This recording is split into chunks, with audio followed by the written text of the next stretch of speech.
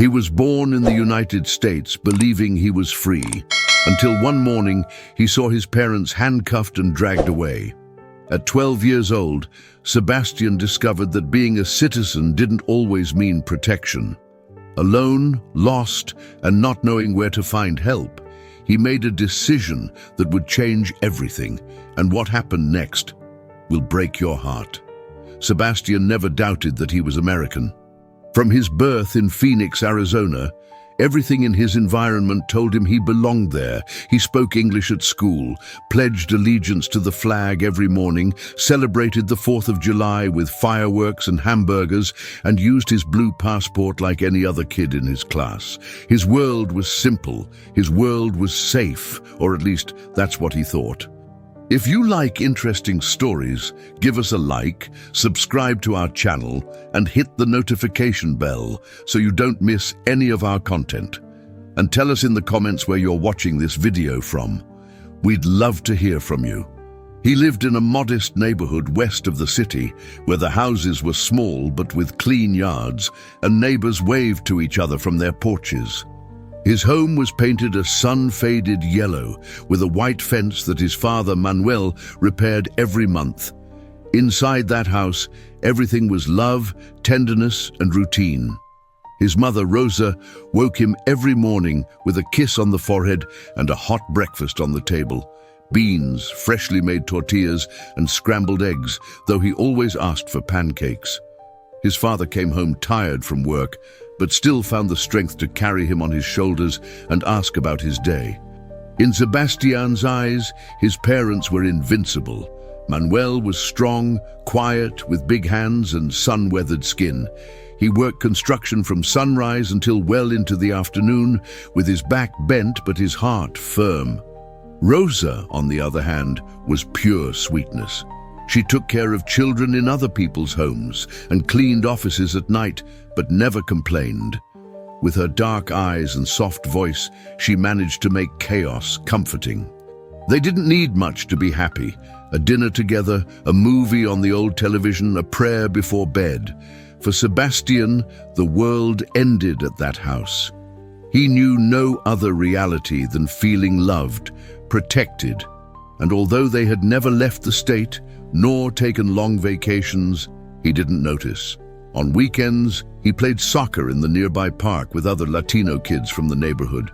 At church, where Rosa helped with cleaning and Manuel did repairs without charging, Sebastian participated in children's activities and always took home a participation medal.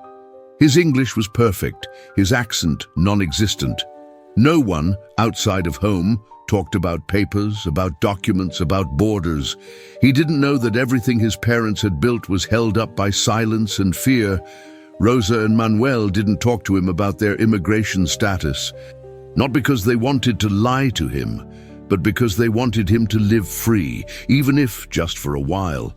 They told him he was smart, that he could be whatever he wanted, doctor, teacher, lawyer, and he believed them. At 12 years old, Sebastian dreamed of being a veterinarian.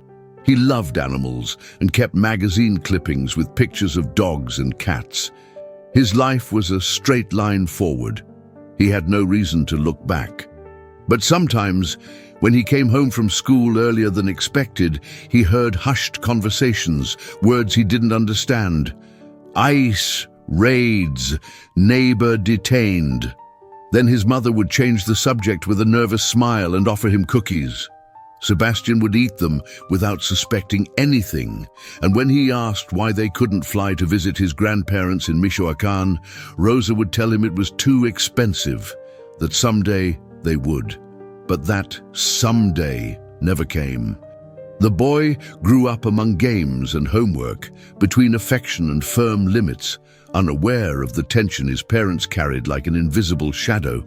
He didn't understand why Manuel avoided highways or why Rosa screamed for them to be quiet if someone knocked too loudly. He thought these were adult things like bills or fatigue, nothing that had to do with him. One afternoon, while picking up his backpack from the floor, he heard his mother tell his father, "We can't live with this fear all the time, Manuel. And what do you want me to do? Ask God to give us papers?" His father responded with a dry sigh. Sebastian watched them from the hallway door. He said nothing. He stored those words in his head as if they were part of a language he still couldn't translate. And so the years passed. A calendar of fragile stability where each day was a silent victory. Rosa and Manuel knew they were walking on a tightrope, but they never showed it. They made efforts to keep Sebastian inside a bubble, away from fear, away from the system, away from anything that could break his childhood. All they wanted was to give him a better life. And while he slept, they planned survival strategies like soldiers in a war without weapons. But the truth can't be hidden forever. Sebastian's small world was about to shatter, and he had no idea what was coming.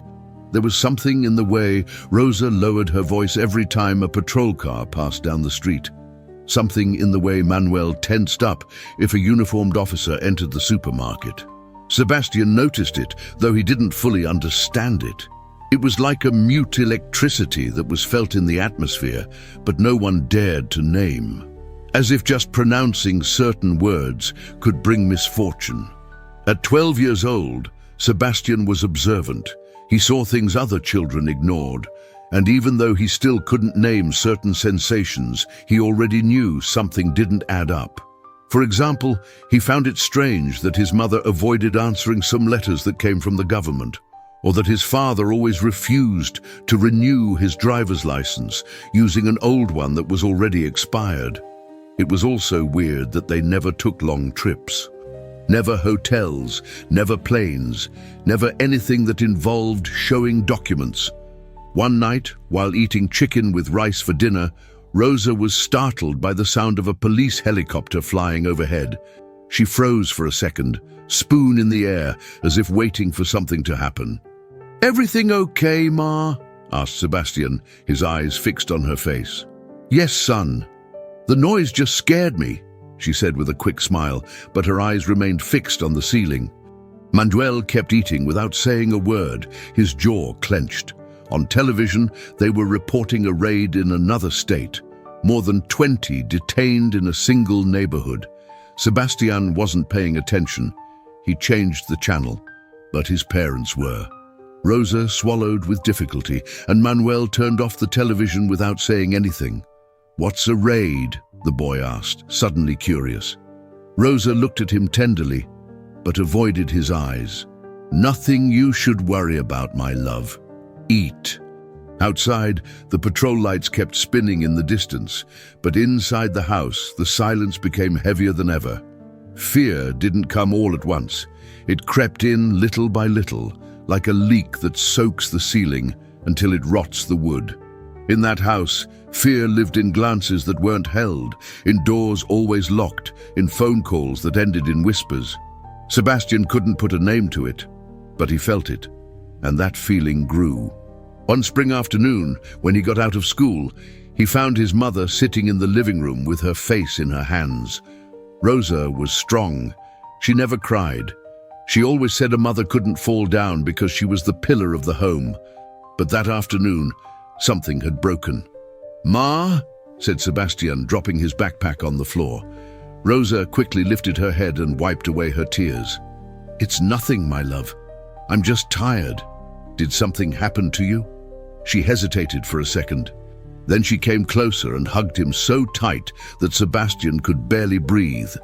"Promise me you'll be strong, that you'll study, that you'll be a good man." "Why are you saying that?" he asked, confused. "Because you never know what might happen." That was the first time Sebastian felt something was really wrong. But his mother, as always, changed the subject, served hot chocolate, and put him to watch cartoons. That was her way of protecting him, distracting him, hiding the storm that was approaching. The following week, Manuel came home late from work. Very late. Rosa was anguished, walking in circles around the living room. When they finally heard the truck in the driveway, she ran out to meet him. Sebastian followed her but stopped when he saw his father get out with a torn shirt and a beaten face. "What happened to you?" Rosa screamed, touching his face carefully. "An immigration checkpoint." They detained me for a few hours. They let me go because they couldn't prove anything. My God, Rosa whispered, covering her mouth with her hands. Sebastian stood at the door, not understanding what any of it meant. Why did his dad have to prove something? What was an immigration checkpoint? Why was his mom crying silently as if the world was ending? That night, while pretending to sleep, Sebastian heard his parents talking in the kitchen. "We have to prepare ourselves," Rosa said with a trembling voice. "I know, but how do you prepare for them to tear your son away from you? I don't want them to take him to a government place. What if they adopt him? What if we never see him again? He's an American citizen. They can't deport him. And what does that matter, Manuel? In the system's eyes, he's alone." The boy covered himself with the blankets up to his head. His heart was beating hard, as if he knew instinctively that his life was about to change, that his parents' love wouldn't be enough to stop the force of a country determined to ignore the human for the legal. From that day on, Rosa prepared a backpack with documents, clothes, emergency numbers. She taught Sebastian how to call a distant aunt who lived in California, even though he had never met her. She told him what to say if the uniformed men came. "Just say you're a citizen, my love. Repeat your full name. Don't sign anything. Don't speak without a lawyer. Are they going to take me? No, my life. But I want you to be ready." Sebastian nodded without fully understanding. His childhood was still there, but it was beginning to crack. Now he understood that earthquakes don't always come with noise.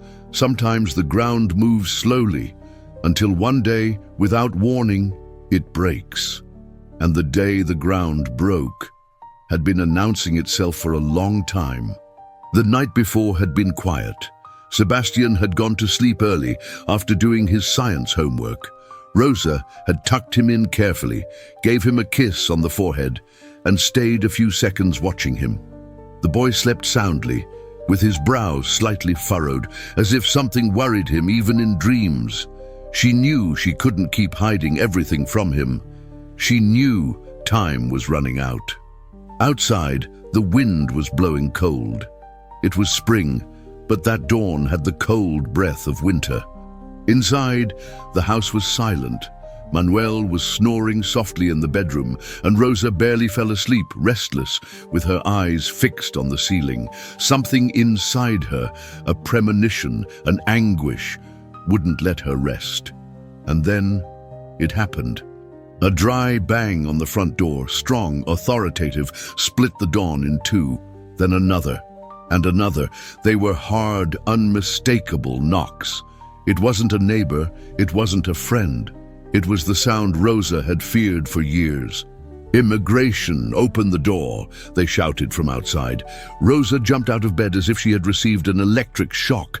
Manuel also jumped up. They didn't ask questions. They knew exactly what was happening. It was as if the day they had feared so much had finally arrived, as if the nightmare that always haunted them was now in flesh and blood, knocking at the door. "Sebastian!" Rosa yelled, running toward his room. The boy woke up dazed, not understanding anything. "What's happening, Mom? Why are they shouting?" "Listen to me, son. Listen very carefully," she said while hugging him tightly. "Don't open the door. Don't say anything. Repeat your full name if they ask you something. Say you're an American citizen. Did you understand me?" "What's happening?" he asked with wide eyes, trembling. "I love you, my life. Never forget that." Manuel was already in the living room, dressed only in a t-shirt. The banging got louder, more desperate. There was no time to hide. There was no choice. When they finally opened, the first thing they saw were flashlights pointing at their eyes. "Everyone on the ground! Hands where we can see them!" The agents shouted with drawn weapons. Sebastian, with his heart beating like a drum, was pushed into a corner while two officers aimed guns at his father. Another agent grabbed Rosa by the arm and pushed her against the wall. She screamed, desperate, begging them not to hurt her son. Manuel, powerless, struggled for barely a second before being immobilized. "They're my parents. They haven't done anything," cried Sebastian. "Relax, kid," yelled one of the agents without even looking at him. Rosa was handcuffed in front of his eyes. Her face was covered with tears, her mouth trembling. "My son is a citizen. He has nothing to do with this. Please, leave him alone." "We don't have an order against him," one of the agents responded, "but the adults must come with us." Sebastian tried to run to his mother, but another agent stopped him. "Mom! Dad! Don't go!" he shouted, desperate, while watching them being dragged toward the door. It was in that moment that the image was forever etched in his memory. Rosa, on her knees on the porch, handcuffed, screaming for her son. Manuel with his head down, lips pressed together, trying not to cry. The red and blue lights reflecting in the window, the sound of metal, the agent's dry voice, and the cold. That cold that seemed to freeze everything except the pain. The neighbors came out to see, some in pajamas, others recording with their cell phones. No one did anything. No one said anything. They just watched. Sebastian, standing in the middle of the yard barefoot, cried inconsolably. His screams were louder than the sirens. "Don't take them away, please! I'm a citizen, I'm American, leave them alone!" But no one was listening. No one was looking at him. The officers ignored him as if he didn't exist, as if he were invisible, as if his pain had no value. When the vehicle started, taking Rosa and Manuel in the back, Sebastian ran after the last one, but an agent stopped him. "Go back to the house, kid. This has nothing to do with you." "Yes, it does. They're my family. They're all I have," he shouted with rage. But the agent had already turned his back. The dawn left him alone, in the middle of the sidewalk, with the patrol car lights fading in the distance. He was barefoot, in pajamas, and didn't understand how everything had been destroyed in less than 15 minutes. Where were the rights? Where was justice? Where were the promises he always heard in school about freedom, equality, and protection? A neighbor, Mrs. Martha, approached and put a blanket over his shoulders. "Come, son. Come with me." "Are they coming back?" asked Sebastian through sobs. "I don't know, my love, I don't know." She took him to her house, gave him water, tried to calm him down. But the boy wouldn't stop crying. Every so often he asked if he could call his parents, if she knew where they had been taken, if there was any way to stop everything. No one had answers. Hours later, 2 social workers arrived. They filled out forms, took photos, talked on the phone.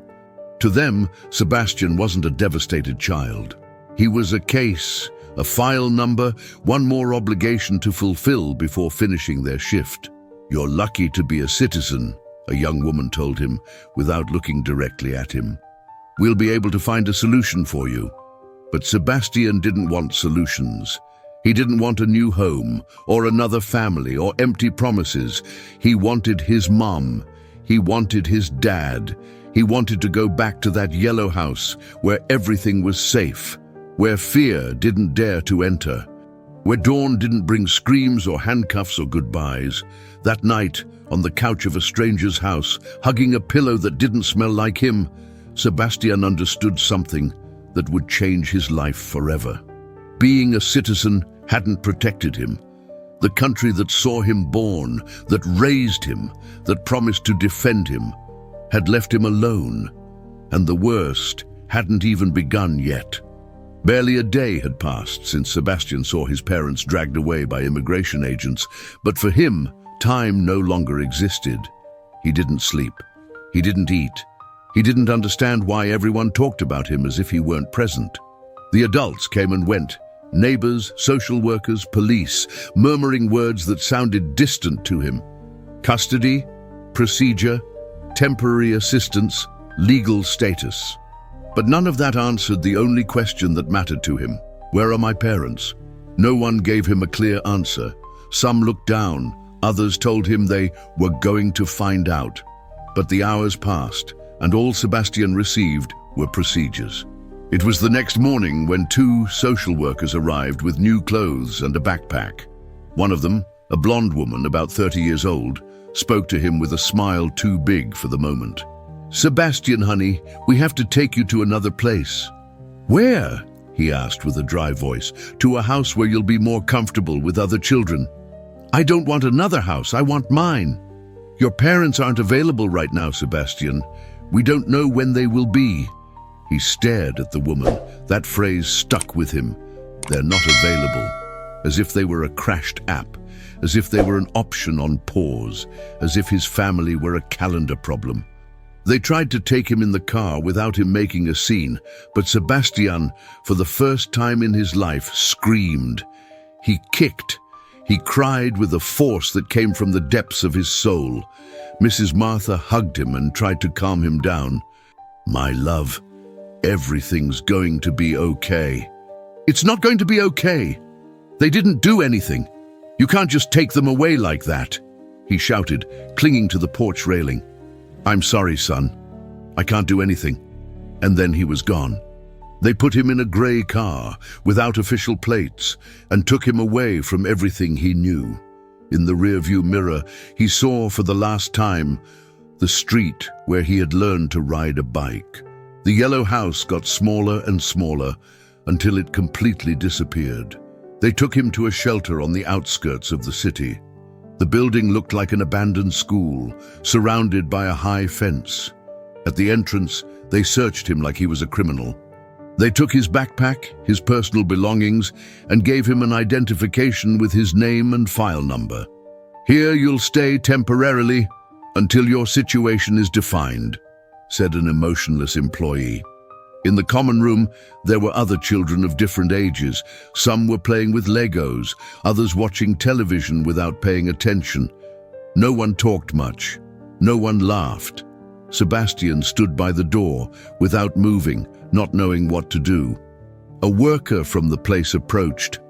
Hi, Sebastian, I'm Miriam. This is going to be your space. She showed him a narrow bed, a blue blanket without smell, an empty shelf.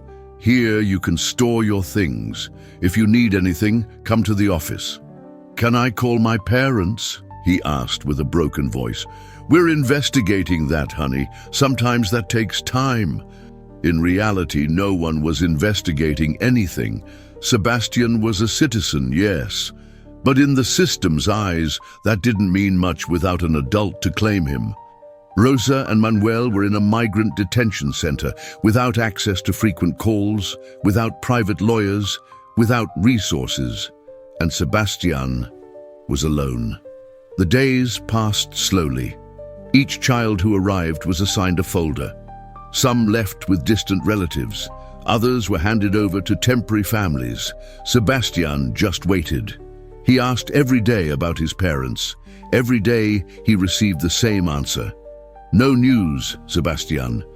The worst was when someone tried to tell him that this is for your own good, as if separating him from his family was an act of love, as if denying him the possibility of hugging his parents was protection.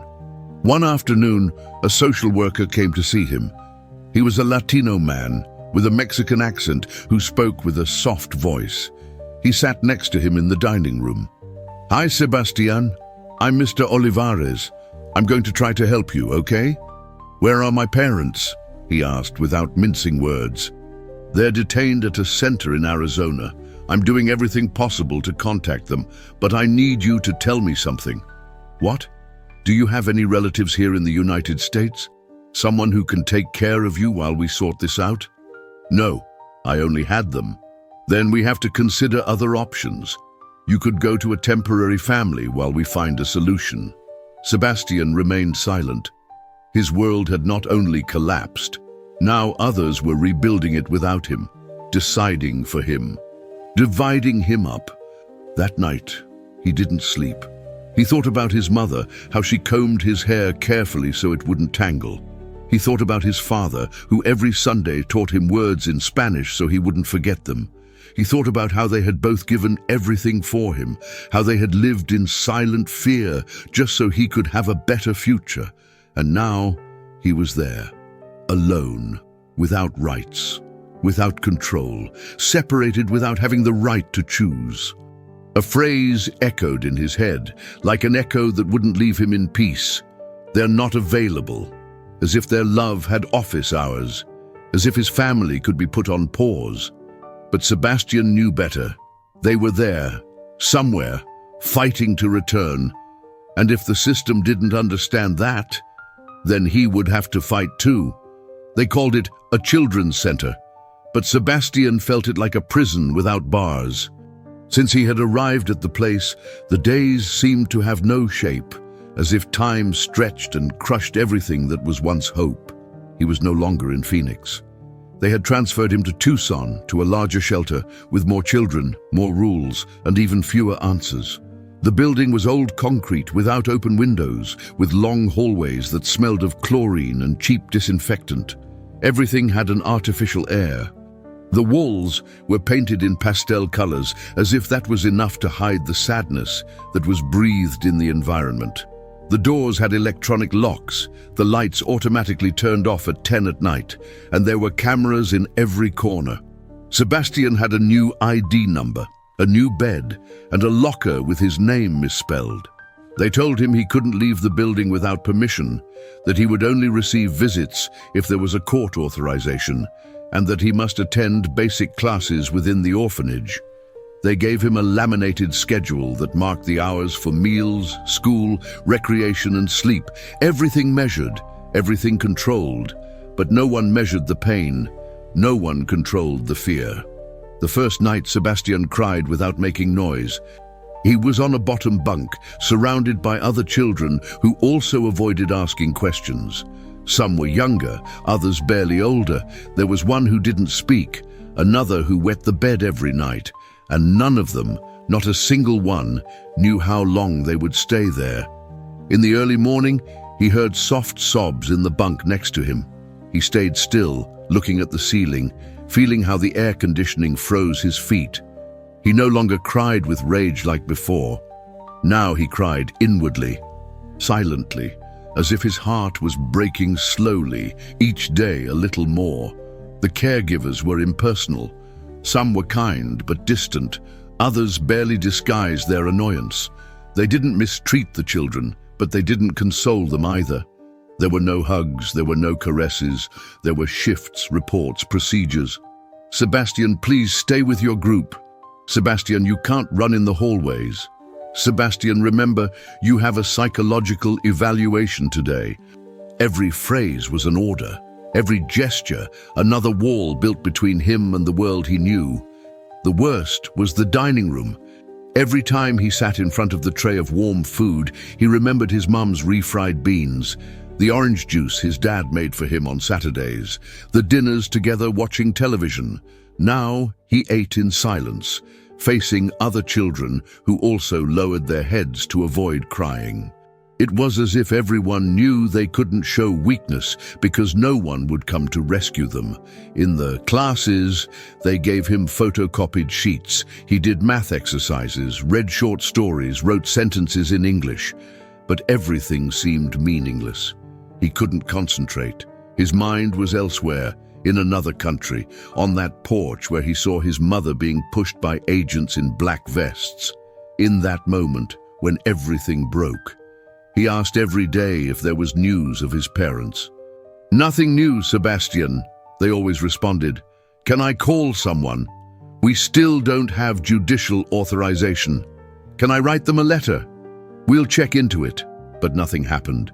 Weeks passed, and he still didn't know if Rosa and Manuel were alive, if they were looking for him, if they knew he was okay, or if they thought they had lost him forever. In his room, there was a folded paper where he wrote, every night, what he would tell his parents if he saw them again.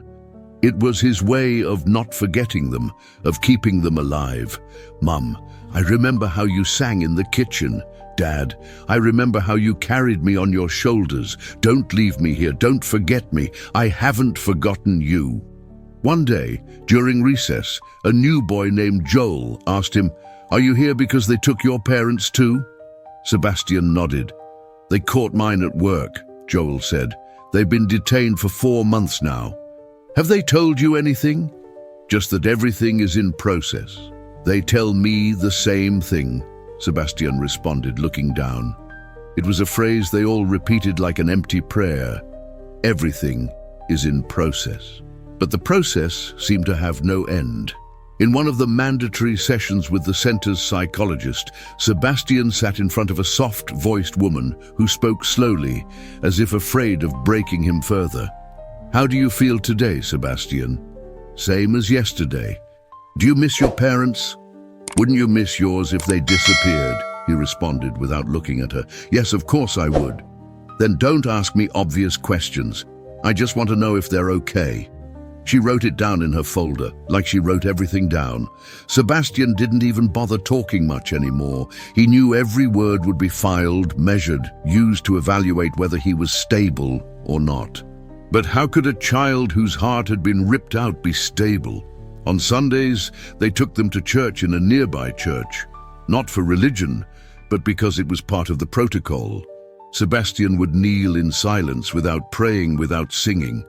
He just closed his eyes and tried to imagine his mother's voice, the smell of his father's neck, and he would tell himself, "Hold on a little longer, just a little longer," because the only thing keeping him standing was the hope of seeing them again, of leaving that place where no one was called by their name, where everything was paperwork, where silence was the only language everyone shared. In the orphanage, Sebastian became a number. But inside, he was still Rosa and Manuel's son, the boy who grew up believing he was safe, the citizen of a country that, in practice, hadn't protected him. And while other children left, little by little, with distant relatives or new homes, Sebastian kept waiting, because he didn't want a new home. He wanted the one they had taken from him.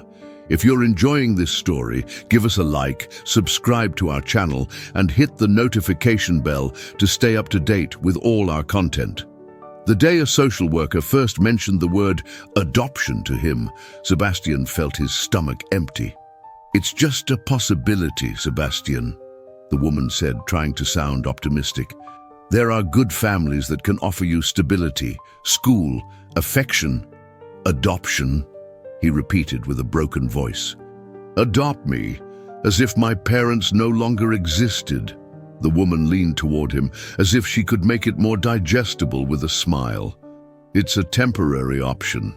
Sometimes it helps a lot when there's no response from parents for a long time." "My parents aren't dead. You can't just erase them like that," Sebastian shouted, and for the first time in weeks he slammed his fist on the table. After that meeting, the idea wouldn't stop haunting him. He began to hear fragments of conversations between adults, public defenders, assistants, center workers. Everyone seemed to talk about him as if he were an unsolvable case. And the worst scenario, the one everyone said hopefully won't be necessary, was beginning to take shape. A couple from the northern part of the state had shown interest. They couldn't have children and were willing to adopt an older, Latino child with citizenship. Apparently, they met all the requirements. Sebastian only knew that he didn't know them, that they didn't care about his story, and that they weren't his parents. In the midst of this chaos, a light appeared, a group of volunteer lawyers from a civil rights organization. A young lawyer named Clara arrived at the center to interview him. "Are you Sebastian Jimenez Garcia?" she asked with a firm but kind voice. "Yes, I'm Clara. I work with minors in immigration situations. We were notified that your case needs urgent defense. I'm here to help you, okay?" He looked at her without saying anything, exhausted, distrustful. "I don't promise miracles, Sebastian, but I will fight for you. And for your parents too." Clara began to study his file, reviewing every paper, every signature. She discovered that the deportation of Rosa and Manuel had been done without a fair hearing, that there was no court order authorizing their immediate separation, that Sebastian, as a citizen, had the right to remain with his family or at least to be heard. But the reality was different. In the times they lived in, rights weren't always respected. "They're forcing your case to close it as if you were an abandoned minor," Clara explained. "But you're not abandoned. Your parents love you. It's just that the system doesn't listen to those who don't speak perfect English or don't have a $1,000 an hour lawyer." Together, they began a slow, bureaucratic, exhausting battle. Clara filed an appeal. She requested special permission to contact the detained parents. She asked the family court judge not to approve any adoption proceedings. Sebastian had to appear in court as an affected party. For the first time, his voice would be heard in a courtroom. Days before the hearing, Clara taught him how to speak before the judge. Be yourself. Tell the truth. Don't cry if you can help it, but if you feel like it, don't stop yourself. They need to know that you're not a number, that you have a story. On the day of the hearing, Sebastian put on a white shirt, ironed by a caregiver who, for once, showed tenderness. They took him handcuffed by protocol, something that made him sick to his stomach. Clara protested, but there was nothing to be done. Transfer regulations, they said. When he entered the courtroom, he saw the judge, a bald man with a severe face. Next to him were representatives of the state. Beyond them, a blonde woman and a tall man, the couple who wanted to adopt him, looked at him with a soft smile. Sebastian felt a knot in his throat. He didn't hate them, but he didn't want them there either. Clara spoke first, with precision and strength. Then, the judge asked Sebastian to come forward.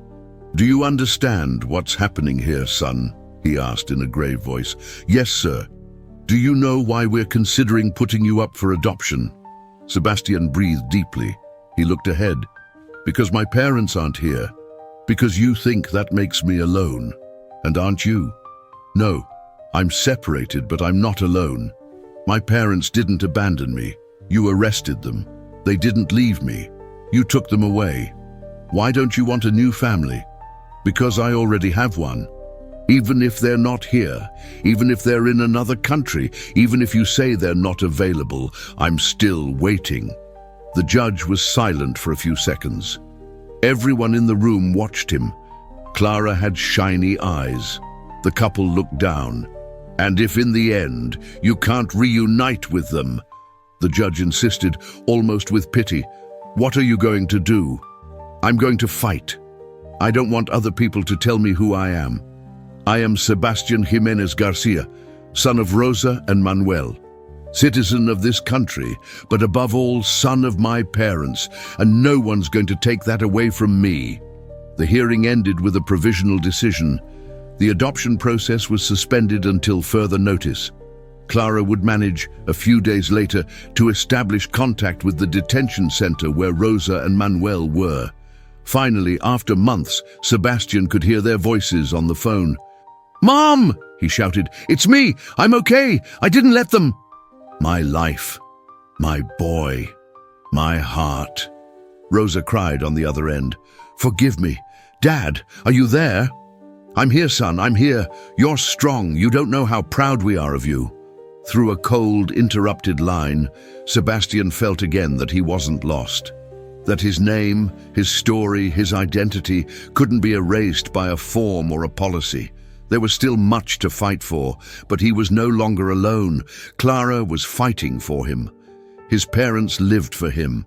And he, at 12 years old, was learning that defending who you are sometimes hurts, but it's always worth it.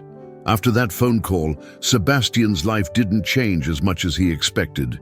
He thought that hearing them again, his mom crying with emotion, his dad holding back tears, would be the beginning of the end of hell. But it wasn't. The call lasted exactly 5 minutes, enough to say they loved each other, to resist, that nothing was lost. But there was no time for plans or promises or details, and then silence. Silence again. The following days were a maze with no exit. Sebastian went back to the same point, waiting. He went back to sitting by the orphanage window, with his gaze lost on the outer fence, imagining Rosa and Manuel locked up somewhere cold, surrounded by high walls, wondering if he was okay.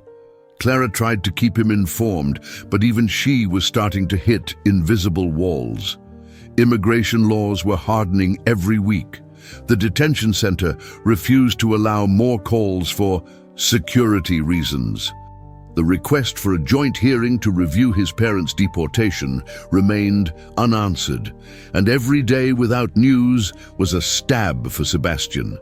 The boy started talking less, responding with monosyllables, rejecting the center's activities. He lost his appetite. He didn't want games or classes or even church. He just wanted to know where his parents were, if they were eating, if they were sleeping, if they were still alive. One night, they found him sitting on the floor of the hallway, hugging his knees with red eyes. "What are you doing here, Sebastian?" a caregiver asked him. "I'm waiting for the phone to ring. They're not going to call now. It's late. They never call. Never again." The woman tried to console him, but he shrank away. He no longer accepted hugs that didn't come from his mother. He no longer believed in empty words. In one of his sessions with the psychologist, she asked him, "Do you have nightmares?" "Yes." "What do you dream about?" "That I forget them." She frowned. "You forget your parents?" "Yes. I dream that I don't remember my mom's voice, that I don't know what my dad smells like, that they take them out of my head as if they never existed." And then he cried, not with screams. He cried in silence, that muffled cry that hurts more than the loudest scream. He cried as if his soul was breaking into 1,000 pieces without making noise. Outside, the world kept spinning, but inside Sebastian, everything was stopped. Every time he heard a patrol car, he thought of the exact moment when his world collapsed. Every time someone called him by another name, he responded, "My name is Sebastian Jimenez Garcia. I'm Rosa and Manuel's son." It was his mantra, his defense, his only certainty. The system, meanwhile, did what it knew best: wait, process, delay.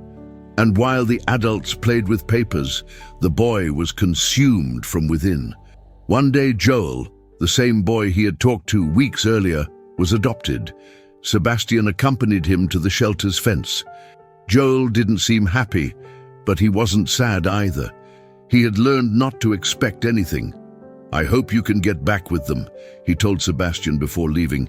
"You too. My parents are gone now. I'm sorry.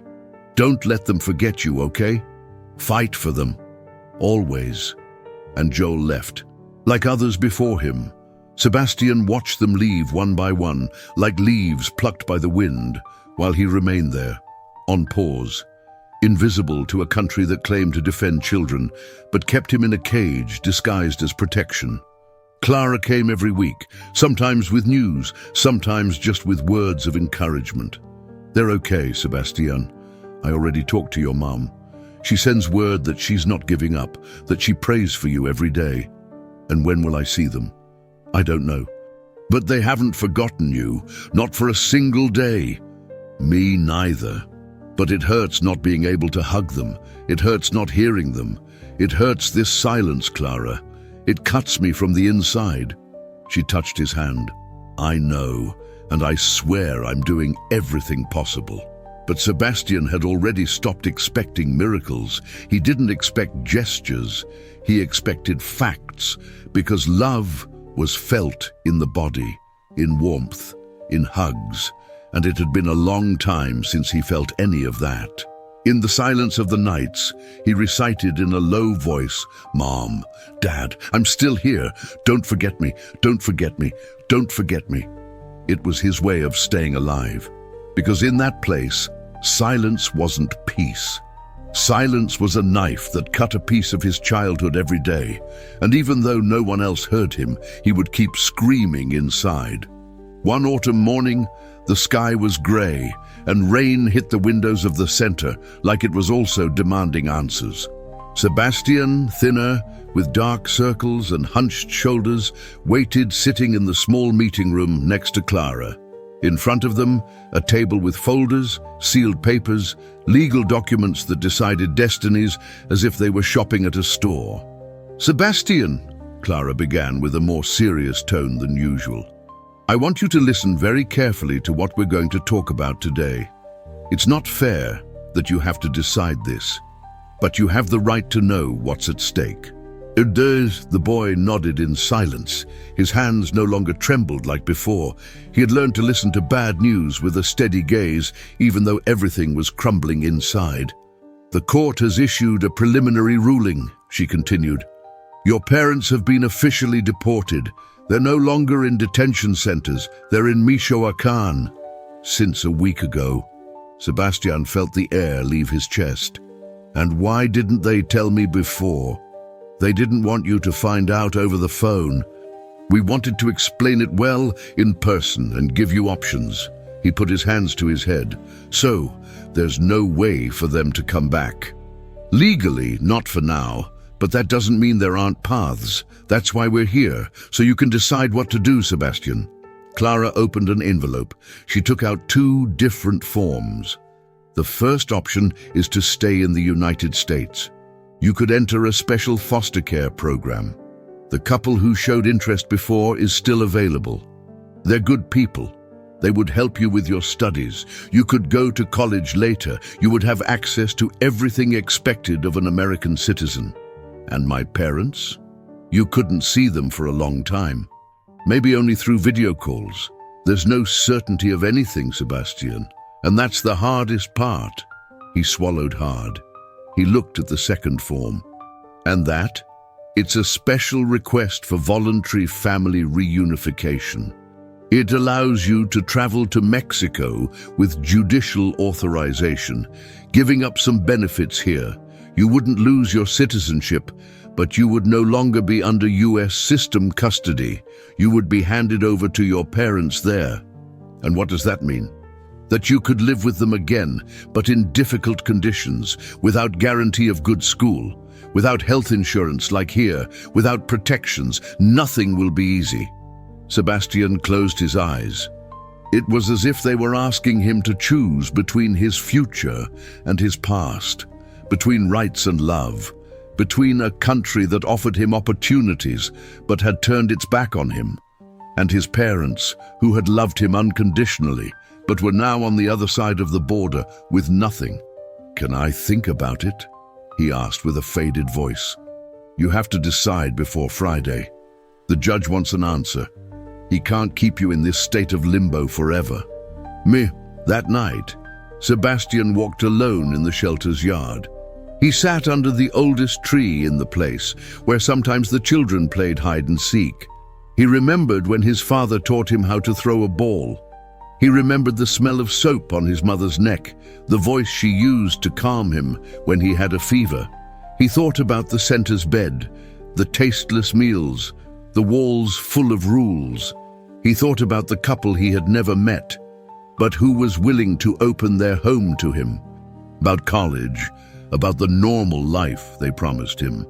And then he thought about Michoacan, a place he didn't know, a language he still didn't fully master, a country that sounded like stories his mother told him, but he had never set foot in. It was an impossible decision, but he had to make it. The next day, he sat in front of Clara with dry eyes. He hadn't cried. He had made a decision from the depths of his soul. "I want to go with my parents." "Are you sure, Sebastian?" "Yes. I'd rather be with them with nothing than have everything without them." Clara looked at him for a long time. She said nothing. Then she nodded, breathed deeply, and began filling out the papers. "We'll have to prepare everything very carefully. This process isn't common, but we're going to make it happen." The following weeks were of paperwork, of appointments, of interviews. The system didn't make anything easy, and every step seemed to have a stone in the way. But Clara didn't leave him alone, not for a second. They gave him a departure date, a humanitarian flight, only with one suitcase, only with the essentials. On the day of travel, when he boarded the plane with papers in hand, Sebastian didn't look back. He didn't want to see through the window. He didn't want to say goodbye to something he never felt truly embraced him. He didn't bring toys or books or souvenirs, only the certainty that he was going to where he should be. That his place in the world wasn't a country or a law or a flag. It was his mother's embrace, his father's firm voice, the family that formed him. In his chest, the fear of the unknown beat, but also the hope of the true. Because even though they called it choice, deep down, there was no clearer decision. Sebastian preferred to start from zero. but with them. The flight was silent. Sebastian, sitting by the window, with his seatbelt fastened and hands clasped on his lap, looked at the cloudy sky as if he were crossing an invisible line between two worlds. In his pocket, he carried the last note Clara had given him before boarding, a simple paper with blue ink and a phrase he couldn't get out of his head. "No matter what land you're on, Sebastian, as long as you're with them, you're home. Never let anyone tell you otherwise." Next to him, a flight attendant watched him discreetly. She knew he was an unaccompanied minor, but didn't ask him questions. She respected his silence. Sebastian didn't want to talk. He just wanted to arrive. He just needed to feel his family's warmth again. The plane landed in Morelia, Michoacán, under a gray sky. The air was warmer, more humid, and had a different smell, like wet earth and freshly cooked corn. Sebastian's legs were trembling. He had never been to Mexico. He knew it only from his mother's stories, from the songs his father played on Sundays, and from the black and white photos of his grandparents that hung in their Phoenix kitchen. When he got off the plane, a man was waiting for him with an improvised sign that said, "Sebastian Jimenez." "Are you Sebastian?" "Yes, it's me." "Come, son, your parents are waiting for you over there." When he pointed, Sebastian turned his head and saw them. Rosa, in a yellow blouse, with eyes swollen from crying so much, searched for him desperately with her gaze. Manuel, standing beside her, thinner, older but firm, was breathing heavily. It was a matter of seconds. Sebastian dropped the suitcase and ran toward them. Rosa also ran. They met in the middle of the parking lot. They hugged so tightly that all three fell to their knees on the ground. "My boy, my love, my life," Rosa sobbed with her hands on his face. "I missed you so much." "I thought I'd never see you again," said Sebastian without letting go of her. Forgive us for not being able to protect you," Manuel whispered, broken inside. They stayed there, embracing, crying without shame, without embarrassment, without caring about the cars, the people, the world. They had survived, they were together again, and that, in the midst of so much pain, was a miracle. The journey to the village was long. Sebastian watched through the window, the green hills, the adobe houses, the cornfields. Everything was new, everything was different. He didn't know if he could call it home yet, but he knew it was the place where they were, and that was enough. They lived in a small house with a tin roof and a single room. Rosa's aunt had lent it to them. There was no hot water or concrete floor, but there was hot food, hugs and silence at night, without screams or sirens. There he met his grandmother Carmen for the first time, a strong woman with grey braids and a firm voice. "Welcome to your land, mijo. Even though you were born there, this is also your home." "Thank you, Grandma," he responded shyly, while she stroked his hair. The following days were strange. Sebastian tried to adapt. He slept on a mattress on the floor, bathed with a bucket, ate handmade tortillas, and learned new words every day. Mexican Spanish was different from what his parents spoke in Arizona. It had another rhythm, other expressions, other strength. He started going to the village school. At first, the children looked at him strangely. They called him the gringo, made fun of his accent, his manners. But Sebastian didn't give up. He studied more than everyone. He listened carefully. He learned quickly, not just for himself, but for Rosa and Manuel. "I want to speak like you," he told his mother one day. "I don't want anyone to say I'm from somewhere else. You're from wherever your roots are, son, and your roots are everywhere there's love." Manuel got a job as a bricklayer's helper. Rosa began embroidering and selling clothes in the plaza. They earned little, but saved every peso. They had a hidden jar in the kitchen where they saved for the future. "This money is for when we can return with papers legally without hiding anymore," Manuel said every night before sleeping. "Do you think it's possible?" asked Sebastian. "If you made it, son, how are we not going to make it?"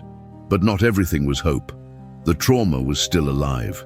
Sometimes Sebastian woke up in the early morning, drenched in sweat, convinced that the agents would come back to snatch him away. Rosa would hug him without saying a word, just cradled him like when he was little. "My love, you're here now. You're with us," she whispered over and over. And he would fall asleep, with his heart in pieces, but feeling loved. They didn't have luxuries, they didn't have visas, they didn't have certainties, but they had the most important thing. They were together. And for Sebastian, after everything he had lived through, that was the true home. Time in Mexico didn't heal everything, but it did begin to close some wounds. A year had passed since Sebastian left the United States. Since that grey morning when he made the most difficult decision of his life, give up everything known for the right to grow up with those who gave him life. Now, at 13 years old, he spoke fluent Spanish, knew how to make tortillas, and had learned not to fear the roosters that crowed before dawn. He lived in a humble house, yes, but overflowing with something the system never could offer him: dignity. Rosa and Manuel, although they still worked long hours for few pesos, no longer lived with fear. They walked the village streets with their heads high. They had lost a country, but not their identity, and much less their son. And that kept them standing. Sebastian attended the local middle school. He had gone from being the little gringo to just another one of the group. His classmates respected him. He had good grades, helped in workshops, and participated in a youth brigade that collected books for children who couldn't read. On Sunday afternoons, he would meet with his father under a tree near the river. They brought a notebook, a pen, and an old laptop donated by a supportive teacher. "What are we going to write today, Dad?" asked Sebastian. "Today, we're going to write your story, son, because one day, you're going to tell it. One day, this won't just be a memory, it will be a cause." And so they did, word by word, memory by memory, because Sebastian no longer just dreamed of returning. Now he dreamed of changing things. He had understood that his story wasn't unique, that other children, hundreds, thousands, lived through separations like his, that the world needed to hear what happened to him, that it wasn't enough to survive. He had to transform that pain into something useful. "I'm going to be a lawyer, like Clara," he told his mother one night while washing dishes. "A lawyer? And why is that?" "Because I want to help those who have no voice, like me when I was there." Rosa smiled, her eyes full of pride. "Then you're going to be the best, because no one defends like a son who has lost so much." Despite the new life, Sebastian didn't forget. He never forgot. Every so often, Clara would write to him from Arizona. She told him how she continued fighting for migrant children's cases. She sent him news clippings, reports, digital books. And in every letter she repeated the same thing: "Your story changed something in me, Sebastian. It made me better, it made me stronger, and you can do that for others too." Sebastian kept those letters in a wooden box, along with his American passport, his children's center ID number, and a photo of his house in Phoenix. It was his memory capsule, his small altar to everything he had lived and survived. In the village, many saw him as an example. Not out of pity, but for the way he rebuilt himself every day. The boy who returned from the other side without resentment, hungry for justice. The one who, despite having lost so much, walked with firm steps and a clear gaze. One December afternoon, while helping his mother set up a tamale stand at the local fair, Sebastian heard someone calling him from a truck. "Sebastian! Hey boy!" It was Don Jorge, a neighbor who had worked in the United States and now organized community meetings with other deportees. He got out of the vehicle with a flyer in his hand. "They're going to open a scholarship program for young Mexicans born in the United States," he said. "If you apply, you could study online with universities from there. From here, from Michoacan." Sebastian took the paper and read it carefully. "Do you think they'd accept me?" "Accept you? You're exactly the kind of young person they need. Smart, bilingual, resilient." That night he talked with his parents. It's not going back, but it's continuing to learn. It's a way to prepare myself for when we can return together as a family. Do it, son, said Manuel.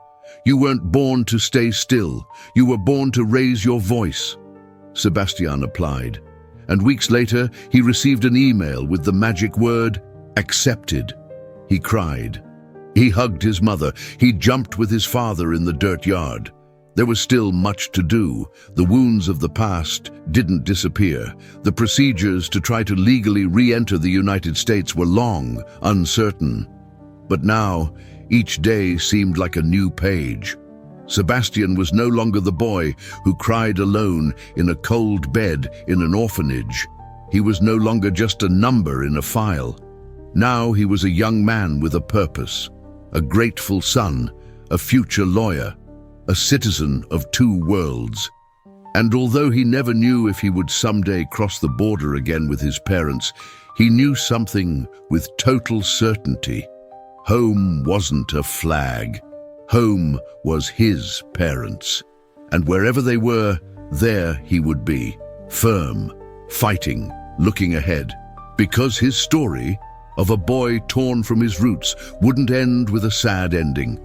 It would end with hope, with reconstruction, with the promise that no other child would have to choose between their country and their family.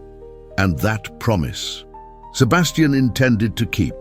And if you liked this story, you'll surely love the next one that appears on your screen. Don't forget to subscribe to our channel, leave your like, and hit the notification bell. Until next time,